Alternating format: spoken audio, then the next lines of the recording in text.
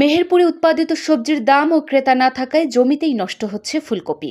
এসব ফুলকপি এখন গোখাদ্য হিসেবে নিচ্ছেন স্থানীয় লোকজন। কৃষকরা জমি পরিষ্কার করে অন্য সবজি আবাদের প্রস্তুতিও নিচ্ছেন। অনেক স্বপ্ন নিয়ে শীতকালীন ফুলকপি চাষ করেছিলেন তারা, কিন্তু এখন উৎপাদন খরচই মিটছে না। লোকসানে ঋণের বোঝা নিয়ে দুশ্চিন্তায় দিন পার করছেন মেহেরপুরের কৃষকরা।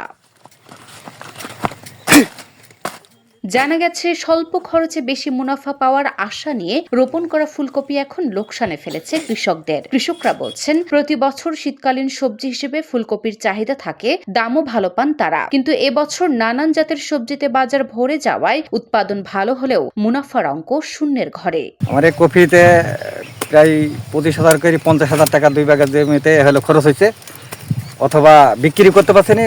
যে গরুকে কেটে নিয়ে দেবো তাও খাচ্ছে না গরুতে। তারপর দেখছে না যে ছাগলের কি অবস্থা, ছাগলও খাচ্ছে না।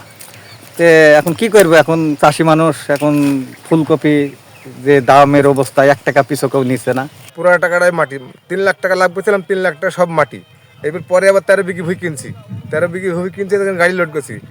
একদিন 2 দিন পাঠিয়েছি, 2 দিন ঘরে থেকে লেবার খরচের টাকা লেগেছে, একদিন 1100, একদিন 2200, 2 দিন ঘর থেকে টাকা লেগেছে। তো চাষিকে কি দিব আর লেবারদের কোথায় থেকে টাকা দিব?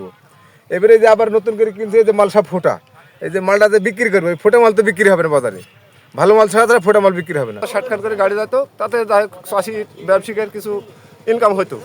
আর এবারকার বছরে জিনিসের মালের দাম নাই, ওই জন্য গাড়ি যাচ্ছে না, অথচ হয়তো মালের দাম নাই বলে হয়তো বসেছিলাম। ভুই মাঠে কপি ফুটি সব নষ্ট হয়ে যাচ্ছে, কেউ উঠার দিচ্ছে, কেউ বড় ছোট একটা বড় একটা দিই ভেঙে সব করে ফেলছে। মেহেরপুরের সাহারবাটি সবজি গ্রাম নামে খ্যাত, সেখানেও কপির চাষ করেছেন চাষিরা। এছাড়া সদর উপজেলার বিভিন্ন এলাকায়ও প্রচুর চাষাবাদ হয় ফুলকপি ও বাঁধাকপির। জেলার চাহিদা মিটিয়ে মেহেরপুরের চাষিদের উৎপাদিত ফুলকপি রাজধানী ঢাকা সহ সারা দেশের পাইকারি বাজারে বিক্রি হয়। মেহেরপুর থেকে প্রতিদিন প্রায় শতাধিক ট্রাক ভর্তি হয়ে ঢাকা সহ বিভিন্ন জেলায় বিক্রির জন্য নিয়ে যাওয়া হতো। অথচ এবছর ট্রাক ভাড়া না ওঠায় 2-1টা করে ট্রাক যাচ্ছে ঢাকা, চট্টগ্রাম, বরিশাল, ফেনী ও সিলেট জেলায়।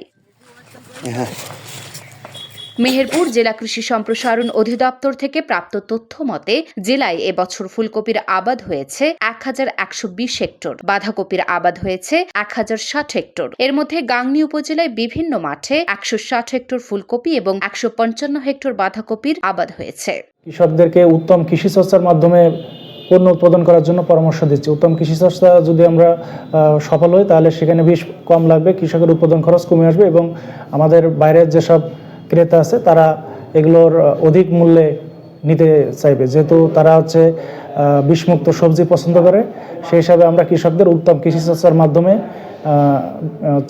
শাকসবজি উৎপাদন করার জন্য পরামর্শ দিয়ে যাচ্ছে এবং দেশীয় বাজারেও যেন ন্যায্য মূল্য পায়, এজন্য আমরা বিভিন্ন মার্কেটের সাথে তারা যেন লিঙ্কেজ করতে পারে, সেই দিকেও আমরা তৎপর আছি। লুনা আফরোজ, নিপা, ঢাকা পোস্ট।